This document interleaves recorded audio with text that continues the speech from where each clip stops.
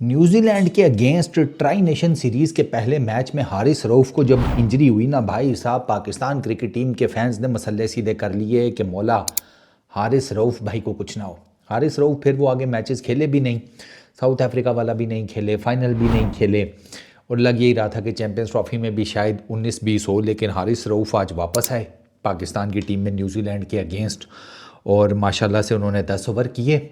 उसमें अल्लाह आपका भला करे 83 रन खाए हैं, 83 रन्स।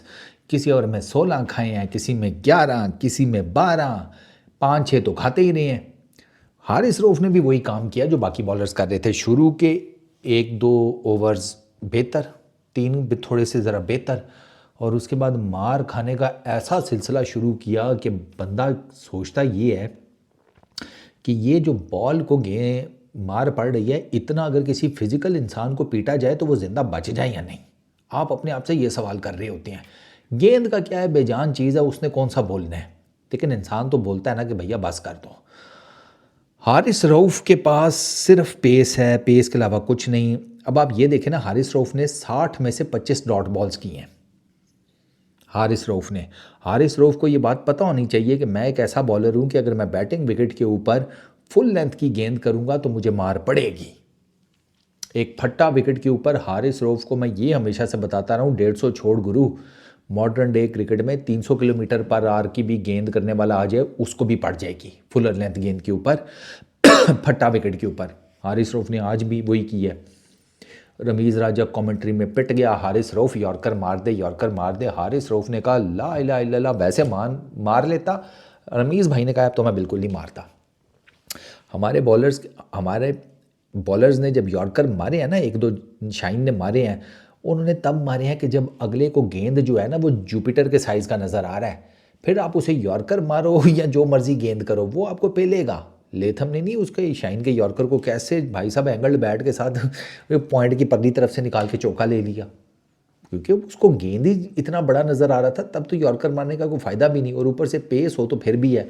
हारिस रऊफ के पास पेस है, लेकिन हारिस रऊफ के पास यॉर्कर एक्यूरेट नहीं है। एक मारने की कोशिश की, फुल टॉस दे दी, फिलिप्स ने कहा कि थैंक यू, बस। उसके बाद फिर आपको पता ही है क्या हुआ, सीधी गई थी गेंद बाउंड्री लाइन के ऊपर, आनन फानन। जितनी तेज़ी से फुफो आपके घर में आग लगा के निकल जाती है ना, बस उतनी तेज़ी से वो गेंद भी आग लगा कर निकल गई। हारिस रऊफ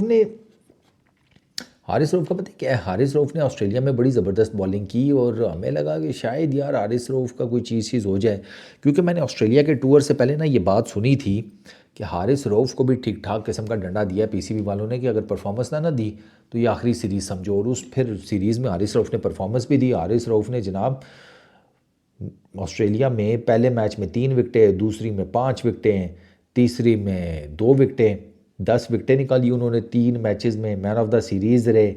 पहले मैच में मार पड़ गई थोड़ी इकॉनमी वाइज 7.4, लेकिन दूसरे 2 मैचेस में एक में 3.6 की, एक में 3.4 की इकॉनमी। ये 10 विकटें लेने के बाद हारिस रऊफ भाई जो है ना वो फिर ईजी हो गए, क्योंकि इसके बाद 1 2 3 4 5 6 7 मैचेस हो गए हैं अभी तक ऑस्ट्रेलिया सीरीज़ से ऑनवर्ड्स। इस मैच को मिलाकर हारिस रऊफ ने 7 मैचेस खेले हैं, और हारिस रऊफ की टोटल नंबर ऑफ विकेट्स हैं 6।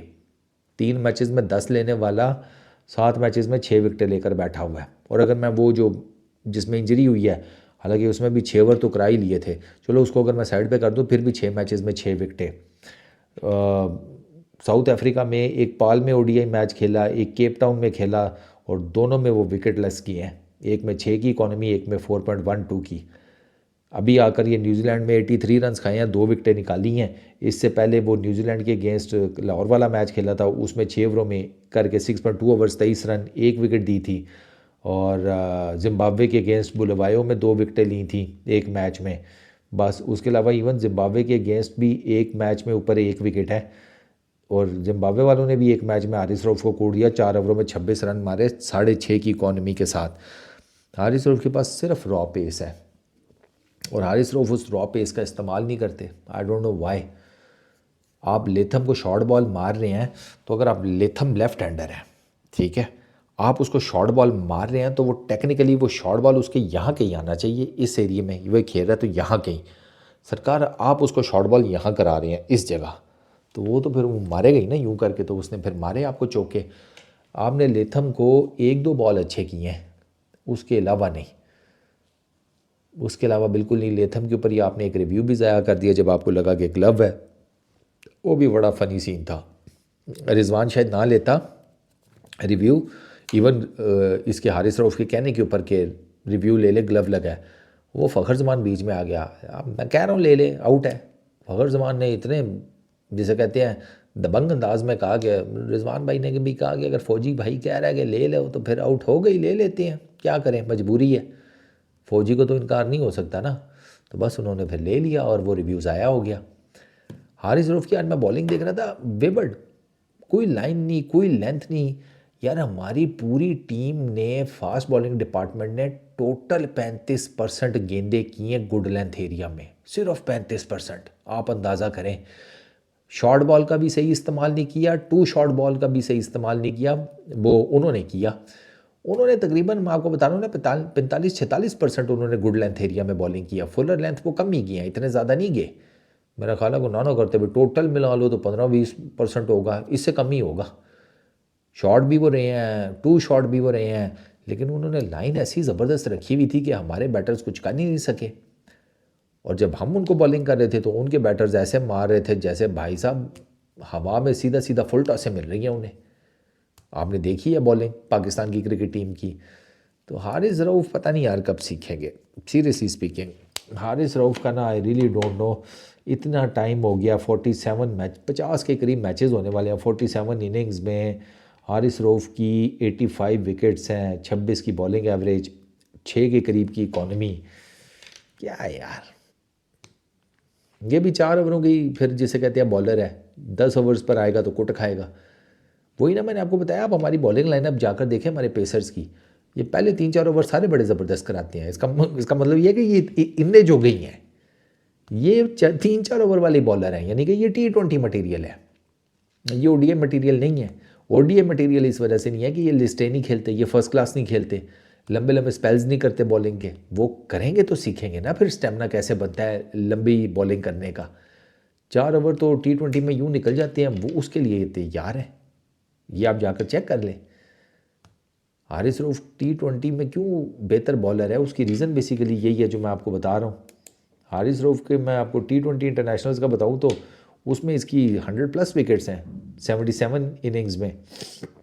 वहाँ पे 21 की बॉलिंग एवरेज है, 8.25 की इकॉनमी, बेहतरीन। क्योंकि वो 4 ओवर करने होते हैं ना सिर्फ, बस ये फ़र्क है। ये लंबी रेस के घोड़े ही नहीं है ये सारे, क्या हारिस क्या कोई और।